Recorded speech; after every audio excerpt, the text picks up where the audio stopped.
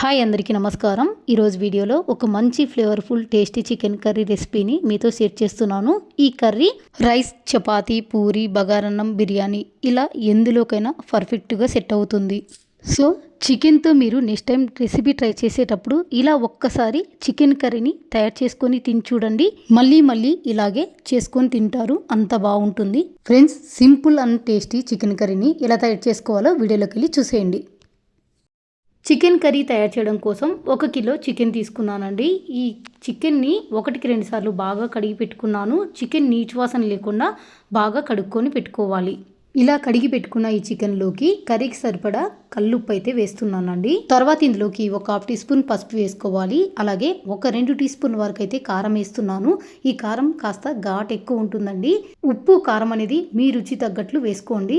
నేను చేసే ఈ చికెన్ కర్రీ మాత్రం చాలా స్పైసీగా ఉంటుందండి. తర్వాత ఇందులోకి ఒక 1/2 టీ స్పూన్ నూనె కూడా వేసుకొని ఇప్పుడు ఈ చికెన్ ముక్కలకు ఈ మసాలాలన్నీ బాగా కలిసేలాగా కలుపుకోవాలి.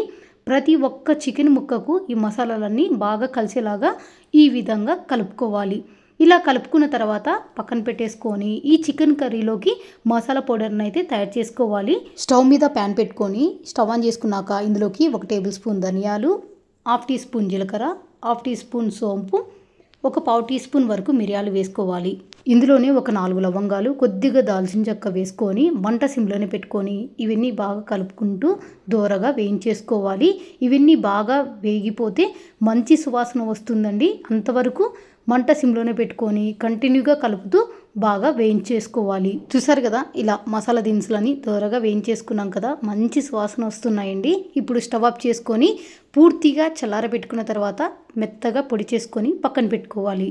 తర్వాత కర్రీ చేయడం కోసం స్టవ్ మీద ఒక బాండి పెట్టేసుకొని ఇందులోకి ఒక 5 నుంచి 6 టేబుల్ స్పూన్ల వరకు అయితే నూనె అయితే వేస్తున్నాను. నూనె వేడయ్యాక ఇందులోకి ఒక ఉల్లిపాయ, 2 పచ్చిమిరపకాయలను కట్ చేసుకొని వేసుకోవాలి. మంట సిమ్లోనే పెట్టుకొని ఉల్లిపాయలు కాస్త లైట్ కలర్ వచ్చేంత వరకు కలుపుతూ ఫ్రై చేసుకోవాలి. ఉల్లిపాయ ముక్కలన్నీ ఇలా కలర్ వచ్చిన తర్వాత ఇందులోకి ఒక 2 టీ స్పూన్ల వరకు ఫ్రెష్గా తయారు చేసి పెట్టుకున్న అల్లం వెల్లుల్లి పేస్ట్ వేసుకోవాలి.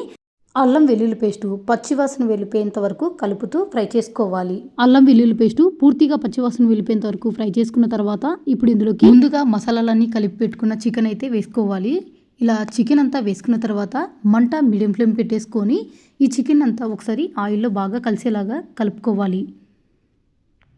ఇలా చికెన్ అంతా బాగా కలుపుకున్న తర్వాత మూత పెట్టేసుకొని మీడియం ఫ్లేమ్లో ఈ చికెన్ని బాగా ఉడికించుకోవాలి.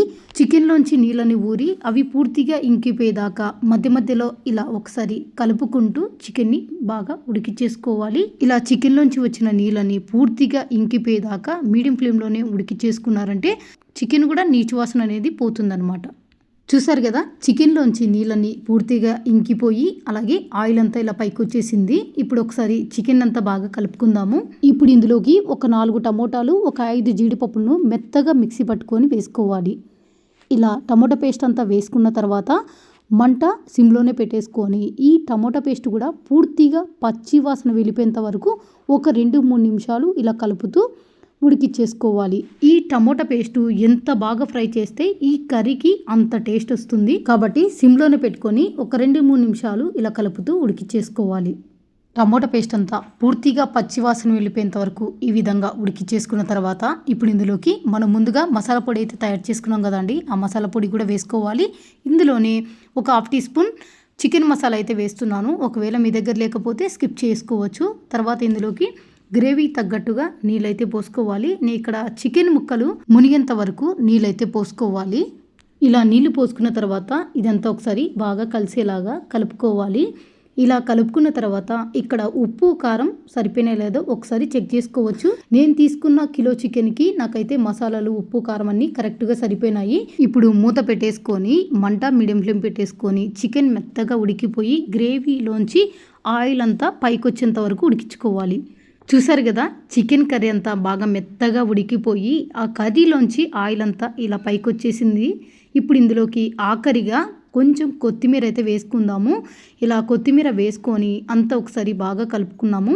ఇలా అంతా బాగా కలుపుకున్న తర్వాత మీకు చికెన్ ఉడికిందో లేదో కూడా చూపిస్తాను చూడండి. చూసారు కదా ఎంత మెత్తగా చికెన్ ఉడికిపోయిందో. అంతేనండి, ఎంతో టేస్టీగా చాలా కమ్మగా చికెన్ కర్రీ అయితే రెడీ అయిపోయింది. చూస్తుంటేనే నోట్లో నీళ్ళు వచ్చేస్తున్నాయి కదా. మరి లేట్ చేయకుండా ఈ చికెన్ కర్రీ మీరు కూడా తప్పకుండా ఒకసారి ట్రై చేసి చూడండి. ఈ కర్రీ రైస్, పూరి, చపాతీ, బిర్యానీ, బగారన్నం ఎందులోకైనా సూపర్గా అంటే సూపర్గా ఉంటుందండి. ఒక్కసారైనా ట్రై చేసి చూడండి. వీడియో నచ్చితే లైక్ చేయండి, షేర్ చేయండి, అలాగే ఛానల్ని సబ్స్క్రైబ్ చేసుకోండి. ఇంకా ఇలాంటి వెరైటీ వంటకాల కోసం పక్కనున్న బెల్ ఐకాన్ని యాక్టివేట్ చేసుకోవడం మాత్రం మర్చిపోకండి. Thank you for watching.